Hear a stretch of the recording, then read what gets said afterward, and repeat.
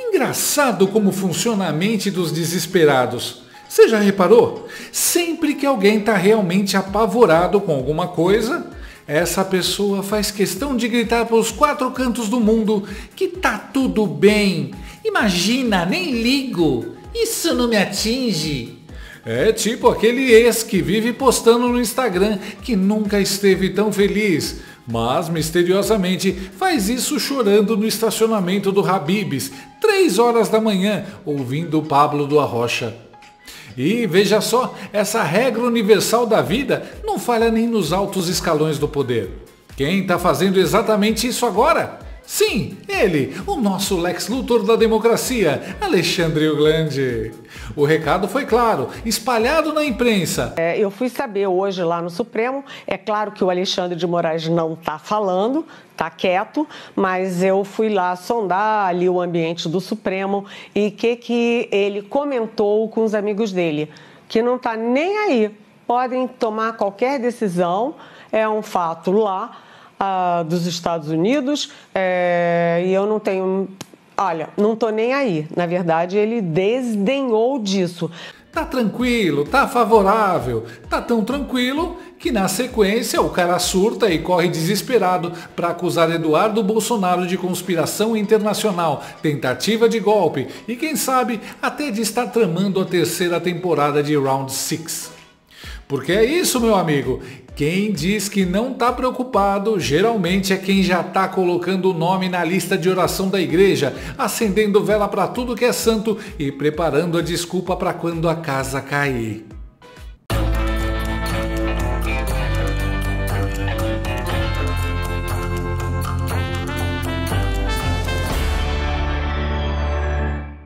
Senhoras e senhores, bem-vindos a mais um episódio da série Como Transformar um País Inteiro numa Sucursal da Venezuela em Tempo Recorde.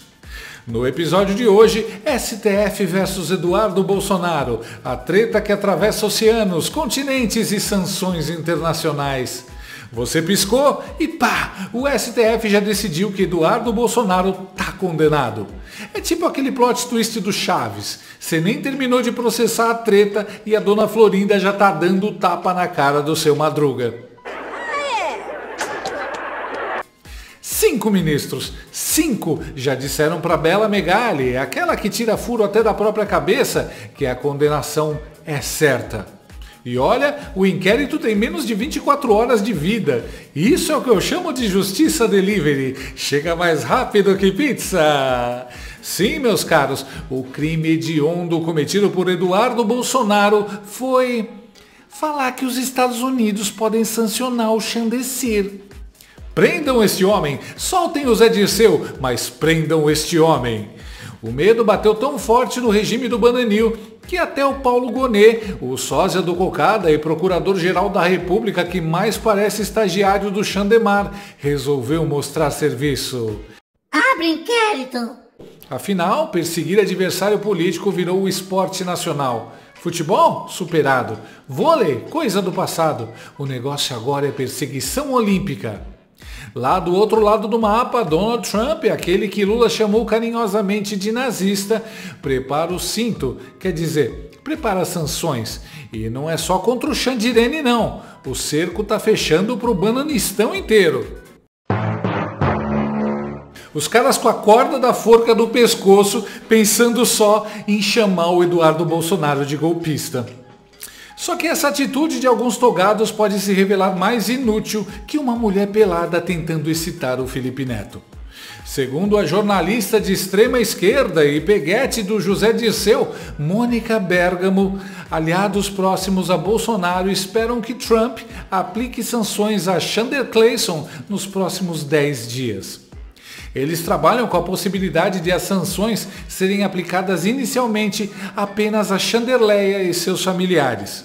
Os demais ministros só passariam a ser alvo do grupo, que trabalha para convencer as autoridades norte-americanas da pertinência das sanções, caso se solidarizem com Chanderval. 3 ministros do STF foram excluídos até agora das sugestões feitas pelo Eduardo Bolsonaro para que os Estados Unidos apliquem sanções. André Mendonça e Cássio Nunes, indicados à corte por Bolsonaro, e Luiz Fux. Se essa previsão de 10 dias é real? Não sei, mas o pânico nas autoridades daqui indica que sim. O medo, o choro e o ranger de dentes que a aproximação da lei Magnitsky está causando no regime de exceção do Bananil nunca esteve tão evidente. Aqui dentro do país, que se tornou propriedade privada da coligação política PT-STF, a decisão da Procuradoria-Geral da República deixou muito na cara que o regime está tão assustado que comete erros juvenis, como confirmar para o mundo que o Bananil é sim uma ditadura que persegue seus críticos.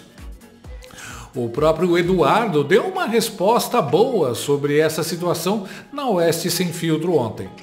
Eu vi uma grande emissora dizendo que eu sou uma pessoa pormenor, né, que não deveria se dar tanta atenção a mim, que eu vim para os Estados Unidos como deputado licenciado, isso não deveria gerar tanta preocupação, e que eu estaria usufruindo dessa plataforma, né, de toda a estrutura que eu tenho, para fazer uma propaganda contra o Brasil.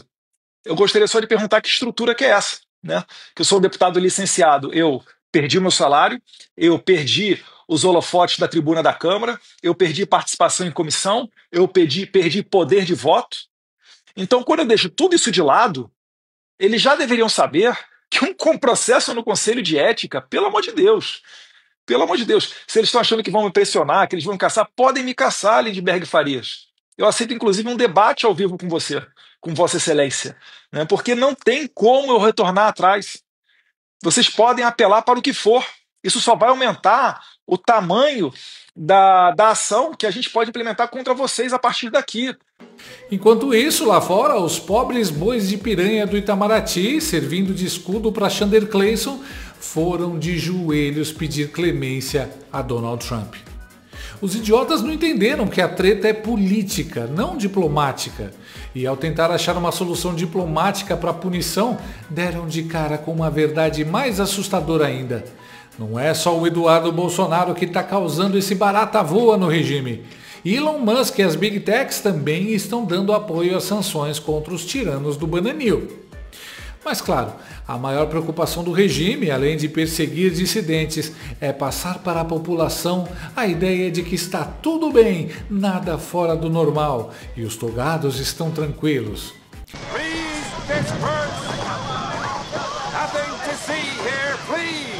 Só erraram a escolher como mensageiro a Globo News, que no momento tinha apenas 3 telespectadores para ouvir o jornalista e sósia do Nerso da Capitinga, Gerson Camarote, falando que o Itamaraty está cuidando de tudo com sabedoria e competência.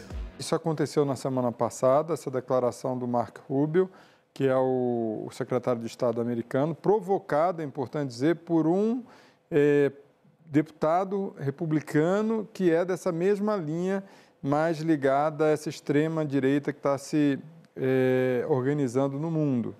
Então, em reação, ele responde justamente essas sanções. E isso daí acabou incomodando muito o governo brasileiro.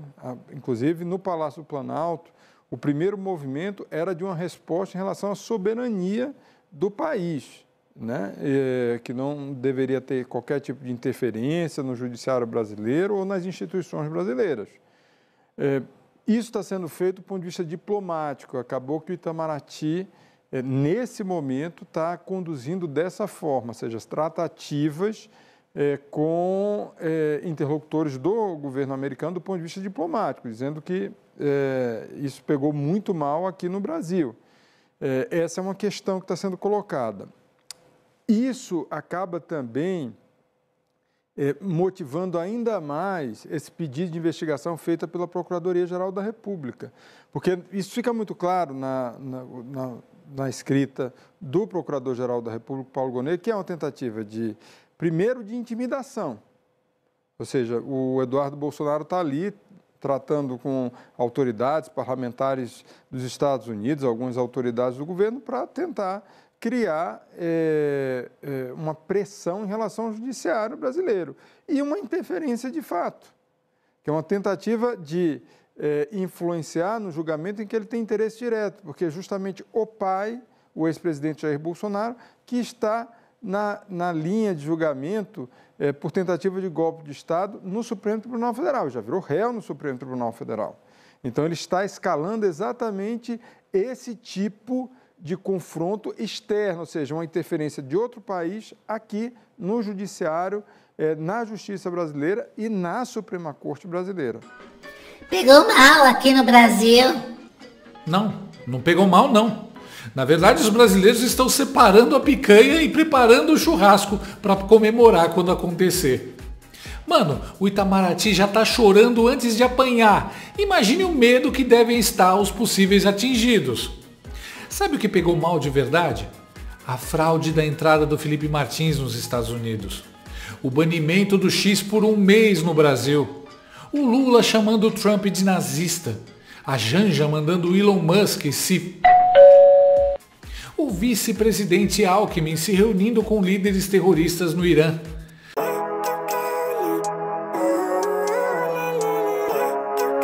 O Itamaraty e a Globo fingindo que essas coisas não foram nada, enquanto tentam fazer os grandes líderes do regime do Bananil parecerem vítimas injustiçadas dos malvados Estados Unidos, são de um cinismo muito, mas muito burro.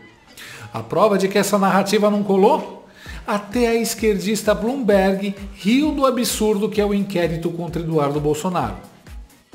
Um ministro do Supremo Tribunal Federal autorizou a Polícia Federal a investigar um dos filhos do ex-presidente Jair Bolsonaro por alegações de que ele tentou intimidar membros da corte enquanto estava nos Estados Unidos. Nada como um Gonê em ação para traduzir a democracia tropical. Censura, perseguição e confusão institucional. Agora os gringos entenderam direitinho o que é a Brazuela. Os sicários do Bananil ainda não entenderam a areia movediça em que se meteram. Faz parte da burrice deles mesmo.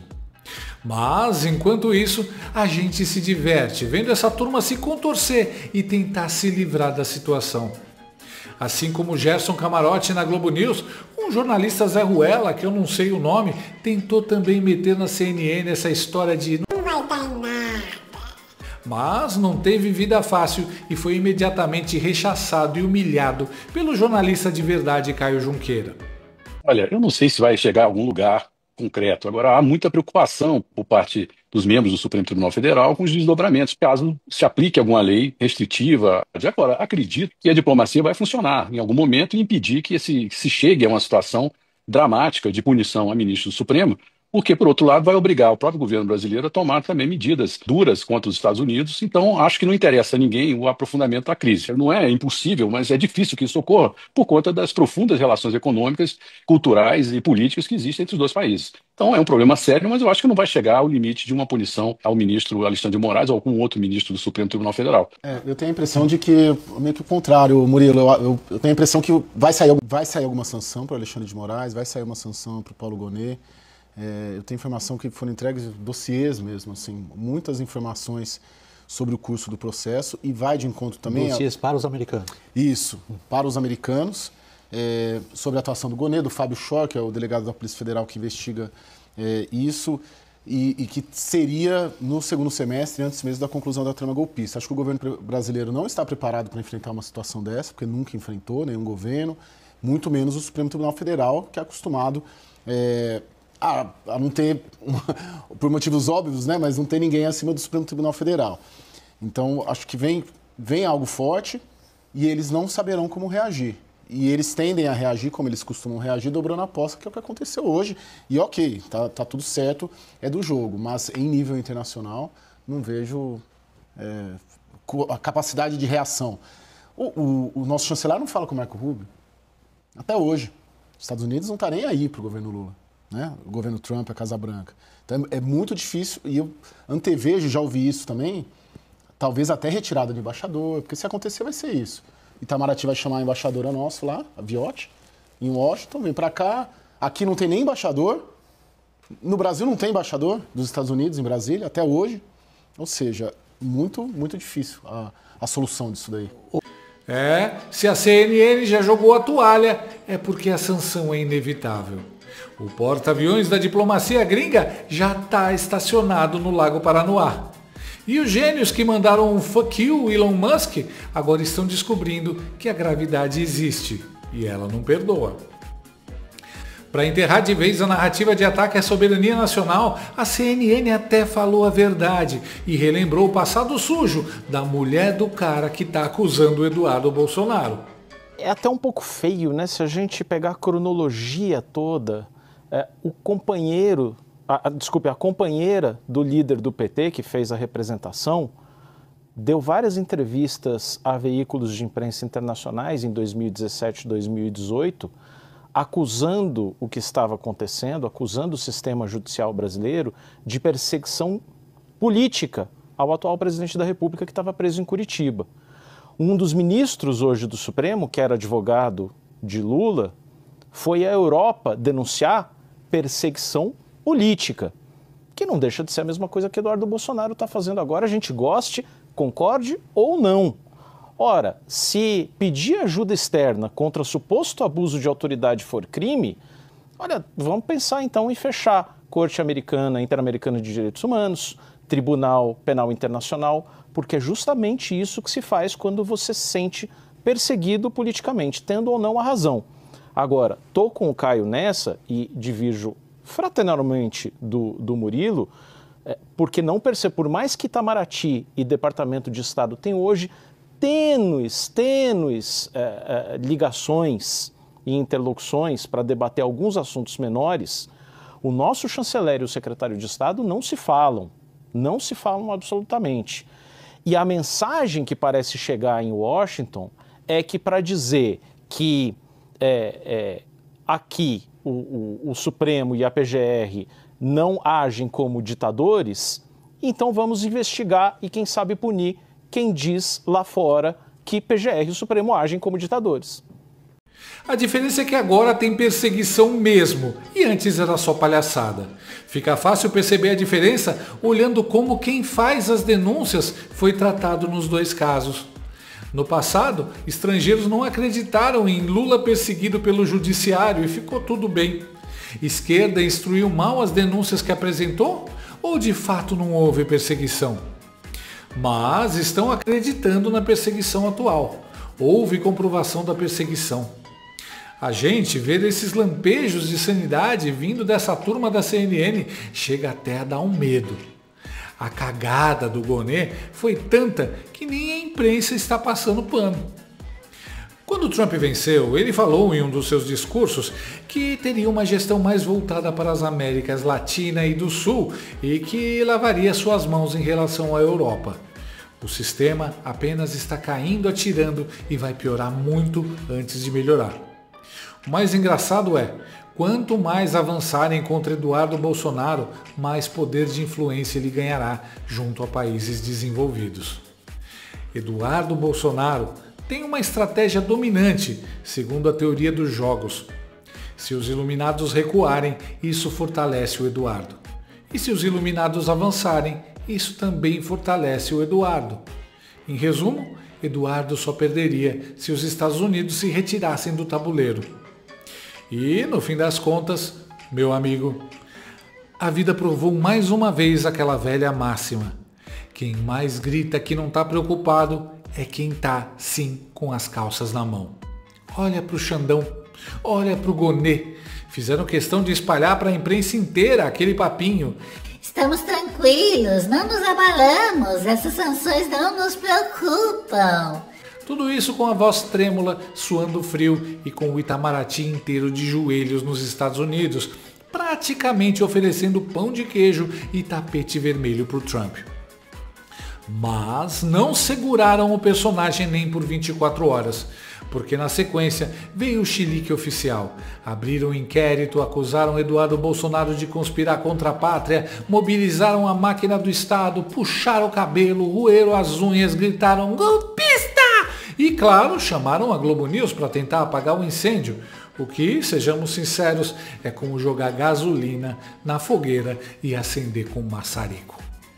Ou seja, no Teatro da Democracia Seletiva do Bananil, Xandemar e Paulo Gonet protagonizaram o papel dos caras que dizem que não se importam, mas que na prática estão mais apavorados que um vegano trancado numa churrascaria. E se eles estão com tanto medo, é porque o jogo virou. E virou feio. Com essa peruca, ninguém vai me reconhecer. É só eu dar uma ajeitadinha aqui no cabelo e pronto. Agora ficou legal, fiquei igual Trump. Com esse disfarce do Trump, eu tenho certeza que entro nos Estados Unidos. Agora eu quero ver se com esse cabelo do Trump eu não consigo entrar nos Estados Unidos. Com esse cabelo eu consigo entrar em qualquer país do mundo. Meu nome é Trump de Moraes. Eu só quero fazer uma visitinha rápida e vou embora. Gostou desse vídeo? Então inscreva-se no canal, comente, curta e compartilhe com seus amigos. Não gostou? Compartilhe com seus inimigos. Até o próximo vídeo, se o mundo não acabar antes. Por hoje é só.